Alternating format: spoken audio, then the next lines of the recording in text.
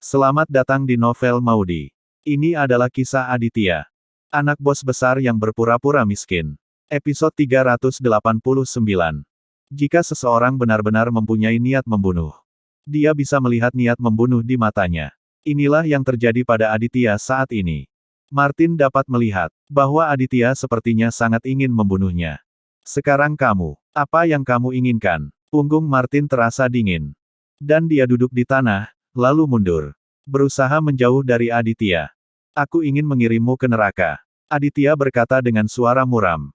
Berjalan menuju Martin. Kamu berani. Biar ku beritahu. Jika kamu berani menyentuhku, kelompok pembunuh api tidak akan melepaskanmu. Tahukah kamu berapa banyak pembunuh yang ada di kelompok api? Mereka akan memburumu seumur hidupmu. Suara Martin bergetar. Dan dia sudah mundur ke dasar tembok. Tanpa ada cara lain lagi untuk mundur. Tuan Aditya, lebih baik saya melakukan hal semacam ini. Lebih nyaman bagi saya untuk menghadapinya saat ini. Karisman datang membawa pistol dan berkata kepada Aditya. Aditya melirik Karisman. Dan dia mengerti apa yang dimaksud Karisman. Bagaimanapun, Karisman adalah bawahan Rizal, dan serta anggota pasukan khususnya. Memiliki hak istimewa untuk organisasi yang sangat berbahaya. Seperti kelompok pembunuh api merah.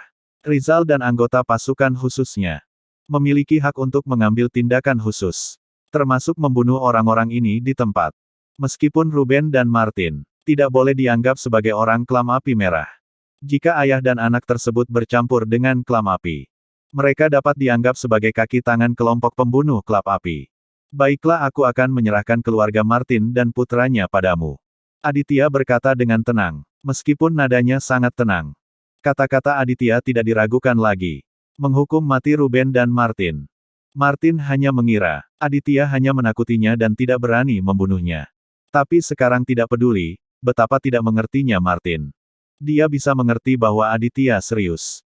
Melihat Karisman telah memasukkan pelurunya. Dan hendak mengambil tindakan. Martin sangat ketakutan. Hingga celananya terlepas. Tuan Aditya, Anda tidak bisa melakukan ini. Anda harus berbelas kasih. Dan berbelas kasihanlah Anda. Martin hanya menggertak. Ketika dia ditendang ke tanah oleh Karisman. Apakah kamu dianggap manusia? Aditya memandang Martin dengan dingin dan berkata. Tuan Aditya, kamu tidak bisa membunuhku. Tolong lepaskan aku. Martin sangat ketakutan. Sehingga dia tidak tahu harus berkata apa. Dia berteriak kepada Aditya dengan nada memerintah. Aditya terlalu malas untuk memperhatikan Martin. Dia berbalik mendekati April dan menutup mata April. Ledakan dengan suara teredam. Martin kembali ke posisinya. Sepenuhnya, suara ini membangunkan Ruben dari komanya. Orang tua itu menyeringai kesakitan. Ketika dia melihat Martin sudah mati. Dia hampir memuntahkan seteguk darah. Aditya, apakah kamu membunuh anakku? Ruben melompat dan bergegas ke Aditya dengan marah. Orang tua, anakmu terlalu kesepian, sendirian. Tolong cepat dan tinggallah bersamanya. Aditya berkata dengan dingin. Ruben tertegun sejenak. Lalu menghirup udara dingin dan mulai gemetar. Dia tidak ingin mati. Lebih baik hidup daripada mati. Meskipun dia bukan lagi bos klub biru putih. Dia masih punya banyak uang di tangannya karena Aditya berani membunuh Martin. Ruben tidak akan selamat. Ruben mengetahui hal ini dengan sangat baik. Jadi Ruben benar-benar panik. Dia gemetar dan berkata kepada Aditya. Aditya, bisakah masalah ini diakhiri sekarang? Anakku sudah meninggal. Bolehkah aku mengakuinya? Kamu lepaskan aku, dan aku akan pergi jauh sekarang. Aditya tidak bisa menahan cibiran beberapa kali. Setelah mendengar ini, apa yang dikatakan Ruben, boleh saja membodohi anak berusia 3 tahun. Tetapi tidak untuk anak berusia 4 tahun. Terlebih lagi Aditya telah memberi kesempatan pada Ruben. Orang tua ini sangat pandai mencari mati. Sudah terlambat. Kamu tidak boleh menyentuh adikku. Setelah Aditya mengucapkan kata-kata ini dengan dingin. Dia berbalik dan menutup mata April lagi. Ledakan. Karisman bergerak sangat cepat, menarik pelatuknya dan menembak langsung. Dalam sekejap mata, seluruh keluarga Ruben dan putranya terbunuh. Semua orang yang hadir, kecuali Karisman dan beberapa anggota pasukan khusus. Semuanya terkejut. Keenam orang Dilan, semuanya tercengang. Meskipun mereka telah melihat banyak hal di dunia, mereka belum pernah melihat ini dalam hati mereka. Mereka lebih menghormati Aditya, Ahmad Gunawan dan total 10 pria berjas dan bercermin hitam. Meskipun orang-orang ini semua adalah anggota kelompok pembunuh api merah. Mereka semua sangat ketakutan. Bagaimana dengan si pembunuh? Selama Anda masih manusia, sangat sedikit orang yang tidak takut mati pada saat ini. Ahmad tertegun. Dia berdiri di sana, tidak tahu harus berbuat apa. Kakinya gemetar secara ritmis, karena takut Aditya akan menghancurkannya juga. Gunawan lebih stabil. Orang tua ini memiliki kualitas psikologis yang baik. Dia menatap Aditya dengan tajam. Dengan sepasang matanya.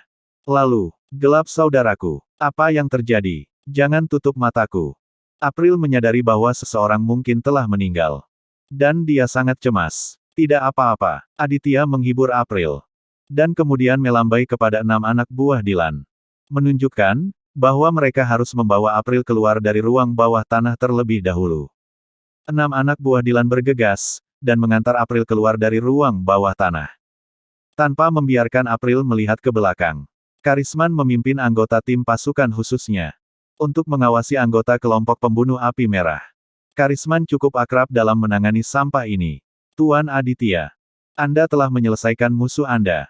Sebenarnya ada kesalahpahaman di antara kami. Dan itu semua disebabkan oleh keluarga Ruben dan putranya. Gunawan menjadi tenang, berjalan ke arah Aditya dan berkata, "Salah paham. Aku hanya ingin menanyakan satu hal padamu. Siapa yang mematahkan kaki ayah angkatku?" Aditya tersenyum dingin, menatap Gunawan dan bertanya. Tiba-tiba, ekspresi Gunawan berubah drastis. Dan jantungnya berdebar kencang. Baru setelah itu, dia benar-benar yakin bahwa lelaki tua yang kakinya patah karena tangannya sendiri itu sebenarnya adalah ayah angkat Aditya ini. Kini Gunawan tergagap, mengetahui ada sesuatu yang salah. Dan merasa bersalah. Aditya tidak memiliki ruang di matanya. Ketika dia melihat ekspresi Gunawan yang masih meronta. Aditya yakin bahwa Gunawanlah yang menghancurkan kaki ayah angkatnya. Kamu menghancurkannya kan? Aku tidak salah menuduhmu kan? Wajah Aditya menjadi sangat suram. Dan dia menatap Gunawan dan bertanya. Ya Tuan Aditya. Ini salah paham. Saya harap Anda punya cukup uang untuk menyelamatkan saya kali ini. Saya akan membayar 10 kali lipat biaya pengobatan ayah angkat Anda. Bagaimana menurut Anda? Gunawan cukup pandai berbicara dan berdiskusi dengan Aditya. Ketika Aditya mendengar ini, hatinya menjadi semakin marah. Aku akan membayar 20 kali lipat biaya pemakamanmu. Bagaimana menurutmu? Aditya berkata dengan dingin. Ledakan sebelum Gunawan bisa berkata apa-apa lagi. Karisman sudah melepaskan tembakan dengan letupan. Mayat Gunawan jatuh ke tanah. Pria pembunuh ini akhirnya mengakhiri hidupnya yang penuh dosa. Tuan Aditya, mohon maafkan saya ketika. Mata Aditya tertuju pada wajah Ahmad. Ahmad sangat ketakutan, sehingga dia berlutut sambil melompat dan merangkak ke kaki Aditya. Dia sangat ketakutan hingga dia menangis. Lalu, bagaimana kisah selanjutnya? Subscribe channel ini untuk mengetahui episode berikutnya. Terima kasih.